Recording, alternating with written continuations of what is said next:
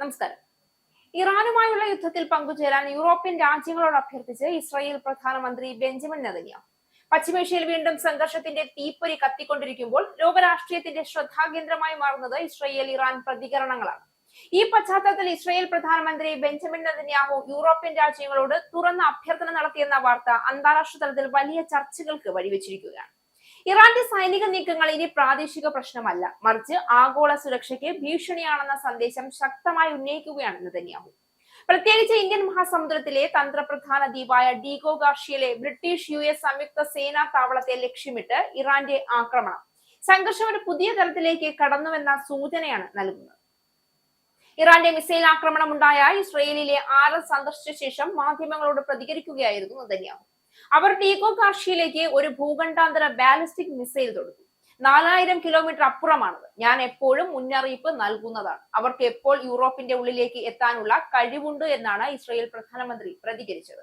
അവർ എല്ലാവരെയും ലക്ഷ്യമിടുകയാണ്. കൂടാതെ സമുദ്ര, അന്താരാഷ്ട്ര പാത, ഊർജ്ജപാത എന്നിവ തടയുകയും ലോകത്തെ മുഴുവൻ ഭീഷണിപ്പെടുത്താൻ ശ്രമിക്കുകയും ചെയ്യുന്നുവെന്നും അദ്ദേഹം കൂട്ടിച്ചേർത്തു.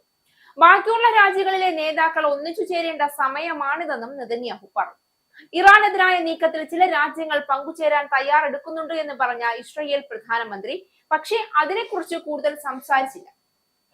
ഇനിയും കൂടുതൽ രാജ്യങ്ങൾ ഇതിൽ പങ്കുചേരേണ്ടതുണ്ട് എന്നും അദ്ദേഹം പറഞ്ഞു.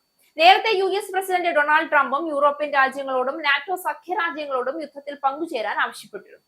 ഹോർമൂസ് കടലിടുക്ക് തുറക്കുന്നതിന് ചൈനയുടെ അടക്കം സഹായം ട്രംപ് തേടിയിരുന്നു. ഇറാനിൽ നിന്ന് 4000 കിലോമീറ്റർ അകലെയാണ് ഡീഗോ ഗാർഷിയ. മിസൈൽ ദൂരപരിധി 2000 കിലോമീറ്ററായി പരിമിതപ്പെടുത്തിയെന്ന് ഇറാൻ അവകാശപ്പെട്ടിരുന്നുവെങ്കിലും അതിലേറെ ശേഷിയുള്ള മിസൈലുകൾ അവരുടെ പക്കലുണ്ട് എന്ന് തെളിയിക്കുന്നതായിരുന്നു കഴിഞ്ഞ ദിവസത്തെ ആക്രമണം. ബ്രിട്ടന്റെ നിയന്ത്രണത്തിലുള്ള ഡീഗോ ഗാർഷിയയിലെ താവളം US മേൽനോട്ടത്തിലാണ്. ആഫ്രിക്ക, പശ്ചിമേഷ്യ, ഏഷ്യ എന്നിവിടങ്ങളിലേക്കുള്ള ബ്രിട്ടീഷ് US സൈനിക നടപടികൾ ഏകോപിപ്പിക്കുന്നത് ഇവിടെ നിന്നാണ്. ഇറാനെതിരെ അന്താരാഷ്ട്ര കൂട്ടായ്മ രൂപപ്പെടുത്താനുള്ള നീക്കമാണ് നെതന്യാഹുവിന്റെ ഈ അഭ്യർത്ഥനയ്ക്ക് പിന്നിലെന്ന് വിദഗ്ധർ ചൂണ്ടിക്കാണിക്കുന്നു. ഇതിനൊപ്പം ഇസ്രയേലിലെ ആറൻ നഗരത്തിൽ നടന്ന മിസൈൽ ആക്രമണത്തിന് പിന്നാലെ നെതന്യാഹു നടത്തിയ പ്രതികരണം അവസ്ഥയുടെ ഭീകരത വ്യക്തമാക്കുന്നതാണ്. ഇറാന്റെ ആക്രമണങ്ങൾ കൂടുതൽ വ്യാപകമാകുമെന്ന ആശങ്കയും ഇതിനോടകം ഉയർന്നിട്ടുണ്ട്. ഈ സാഹചര്യത്തിൽ യൂറോപ്യൻ രാജ്യങ്ങൾ എന്ത് നിലപാട് സ്വീകരിക്കുമെന്നത് നിർണായകമാണ്.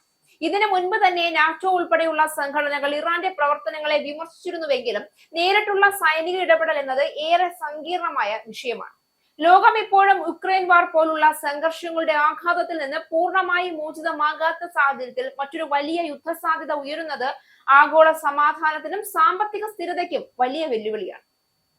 ഇസ്രായേലിന്റെയും ഇറാന്റെയും ഇടയിൽ ഉയർന്നു വരുന്ന ഈ സംഘർഷം ലോകരാഷ്ട്രീയത്തിന്റെ ഭാവിയെ തന്നെ സ്വാധീനിക്കാൻ ശേഷിയുള്ളതാണ് എന്ന് വ്യക്തമാണ്. ബെഞ്ചമിൻ നെതന്യാഹുവിന്റെ യൂറോപ്യൻ രാജ്യങ്ങളോട് നടത്തിയ അഭ്യർത്ഥന ഒരു രാജ്യത്തിന്റെ സുരക്ഷാ ആശങ്കകൾക്കപ്പുറം ആഗോള ശക്തികളുടെ പങ്കാളിത്തം ആവശ്യപ്പെടുന്ന വലിയ രാഷ്ട്രീയ നീക്കമായാണ് കാണപ്പെടുന്നത്.